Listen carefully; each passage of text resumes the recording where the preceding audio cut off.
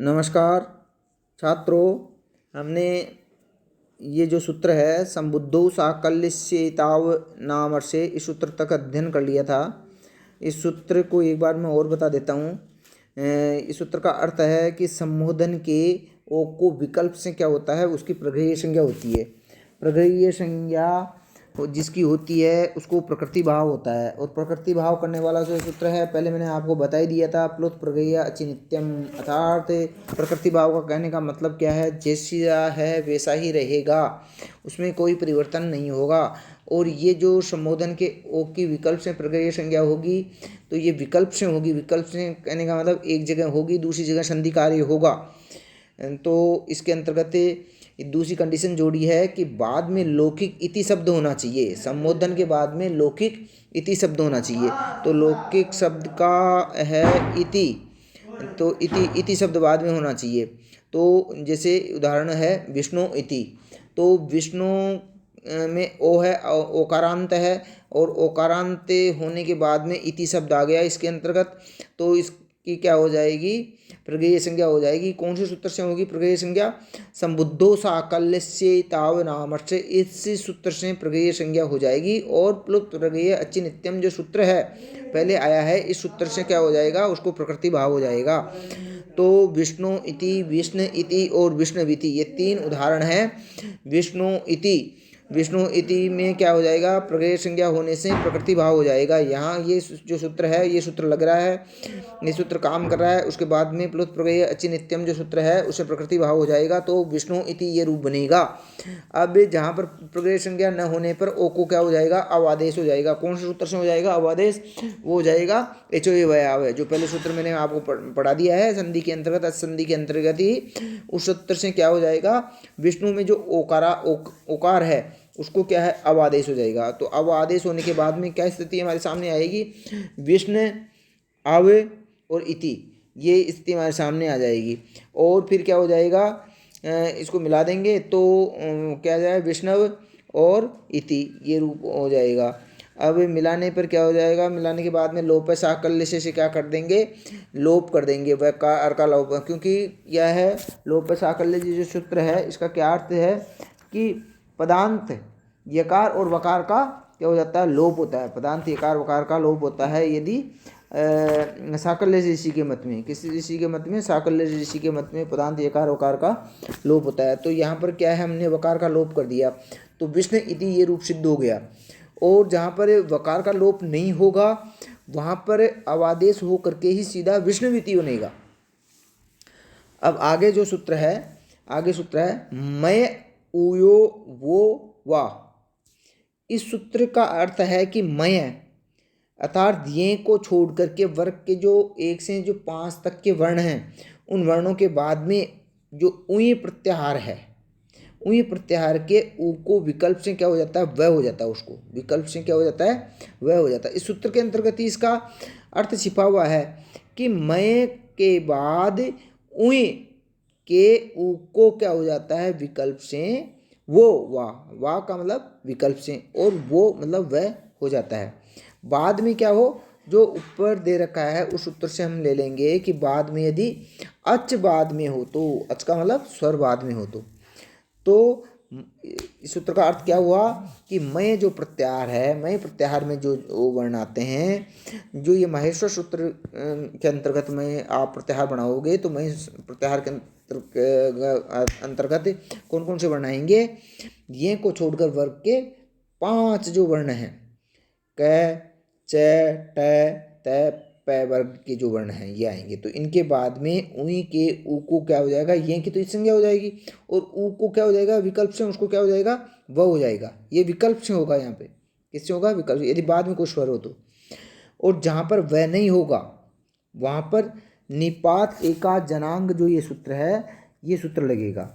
यहाँ पर प्रगृह्य संज्ञा होने से क्या हो जाएगा, संधि का अभाव हो जाएगा, वहाँ पर संधि नहीं होगी, क्योंकि वहाँ पर क्या हुआ है, प्रगृह्य संज्ञा हुई है। प्रगृह्य संज्ञा होने से वहाँ पर क्या हुआ है, प्रकृति भाव हुआ है। तो यहाँ उदाहरण है किम उक्तम और किम उक्तम।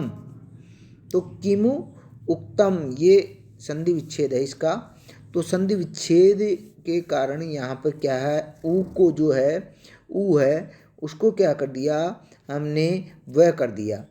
वह करने के बाद में हमारे सामने स्थिति आई, ऊ को वह करने पर किम उक्तम ये रूप सिद्ध हुआ। उक्तम का ऊ मिला देंगे और किम ऊ की जगह हमने क्या, किम है मकारा, मकार है वो हलंत रह जाएगा और ऊ की जगह हमने क्या कर दिया, वह कर दिया, तो किम उक्तम रूप सिद्ध हो जाएगा।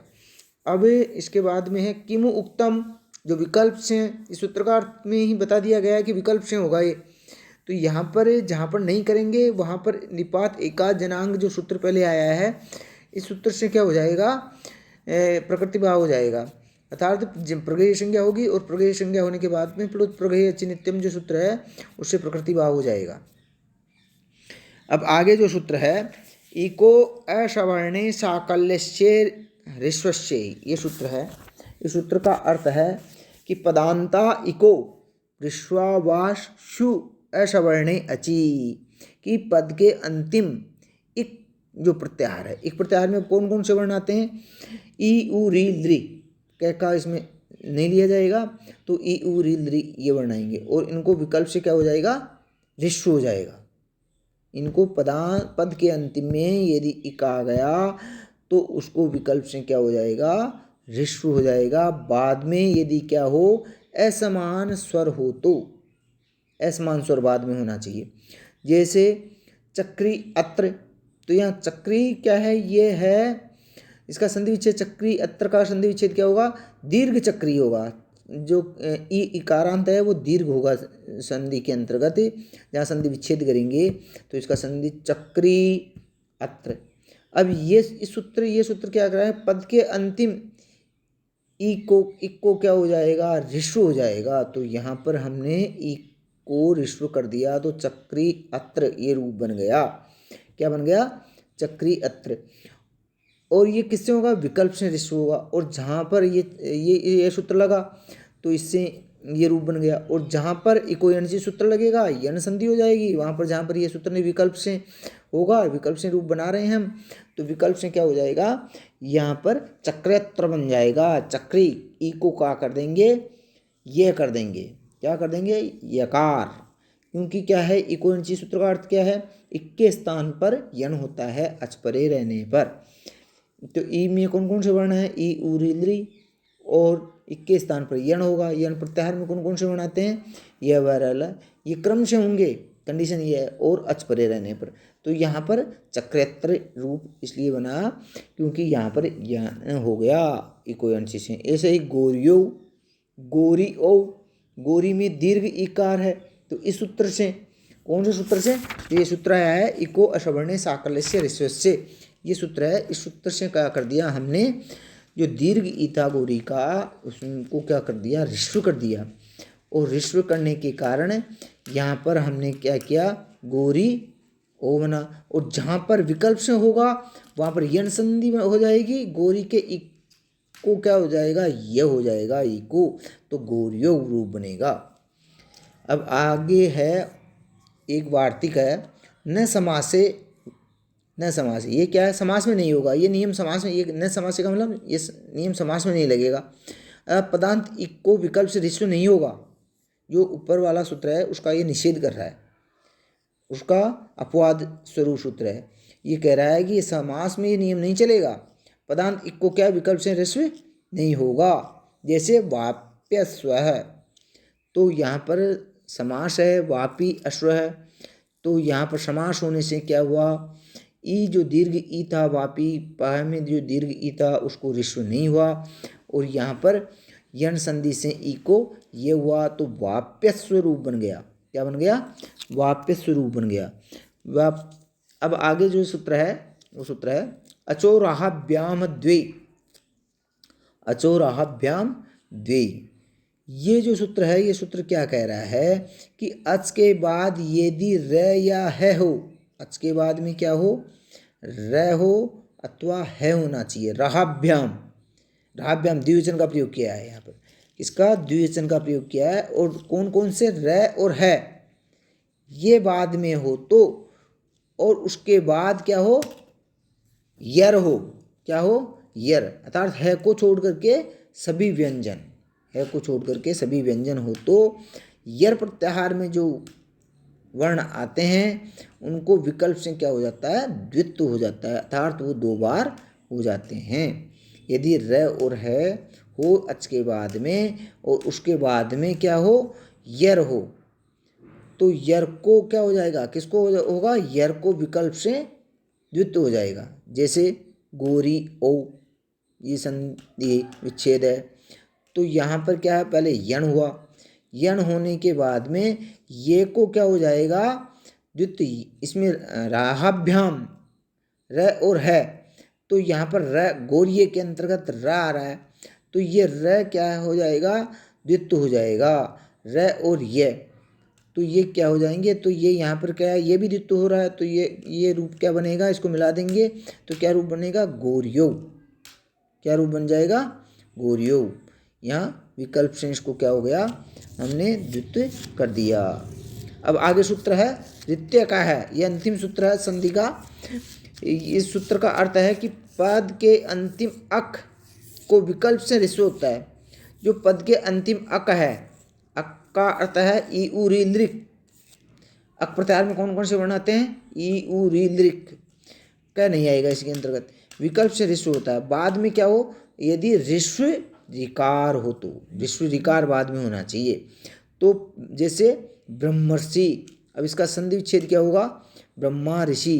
अब पद के अंतिम में क्या है, ए है, आकार है या ए है, एक ही बात है ये, तो इसके अंतर्गत आ और बाद में क्या हुआ, ऋषि, तो उसको विकल्प से ब्रह्मा में जो आकारांत है तो इसको क्या कर दिया हमने, इसको ऋस्व कर दिया। कौन से सूत्र से, द्वितीय का सूत्र से। आ को क्या कर दिया, ए कर दिया, और वहाँ पर संधि नहीं हुई, और यहाँ पर क्या हुआ, प्रकृति भाव हुआ। कौन से सूत्र से हुआ प्रकृति भाव, प्लुत प्रगय चिनित्यम, इससे प्रकृति भाव हो गया।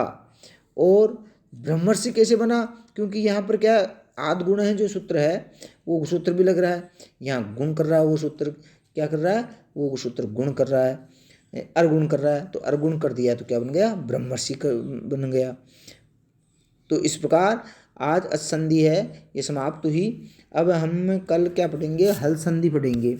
अब असंधि के जो सूत्र हैं बहुत इंपॉर्टेंट सूत्र हैं, इनको जो उदाहरण हैं और इन सूत्रों की व्याख्या है वो मैंने आपको अच्छी तरह से समझा दी है, और इनको आप देखते रहिएगा। और इनके जो व्याख्या है, व्याख्यात्मक जो सूत्र हैं उनकी व्याख्या को अच्छी तरह देखिएगा, समझिएगा, और जो उदाहरण हैं, उदाहरण जो सिद्धियां हैं उनको सिद्ध करिएगा कि कौन सा सूत्र कहाँ पर लग रहा है, कौन सी सिद्धि में कौन सा सूत्र लग रहा है। अब आज के लिए इतना ही, थैंक यू, धन्यवाद।